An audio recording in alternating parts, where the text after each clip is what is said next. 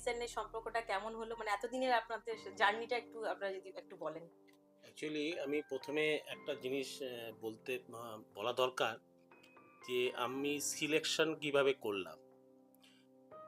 Actually এই সিলেকশনটা আমি একটা ইউটিউব দেখে মানে কোনো রেফারেন্স বা কারো রেফারেন্সের মাধ্যমে বা ওনাদের সঙ্গে আগে কোনো যোগাযোগ এরকম কিছুই ছিল না। আমি লাস্ট জুলাই মাসের নাগাদ আমার এই প্রজেক্টটা আমার পারচেজ কমপ্লিট হয়েছে। তারপরে আমার একটা চিন্তাভাবনা এলো যে আমার এটা ইন্টেরিয়ার করব। তখন আমি ২-১ টা ইউটিউব সার্চ করছিলাম। তার মধ্যে এই আমি ওনাদেরকে পেয়েছিলাম। ফোন নাম্বার থেকে আমি ফোন করে ফার্স্ট ইন্ট্রোডাকশন করি এবং তারপরে ওনারা আমার পুরনো ফ্ল্যাটে মিট করে এবং ডিসকাশন শুরু হয়। তো অদ্ভুত কনসেপ্টে ওনারা জিনিসটাকে প্রজেক্টটাকে পুরো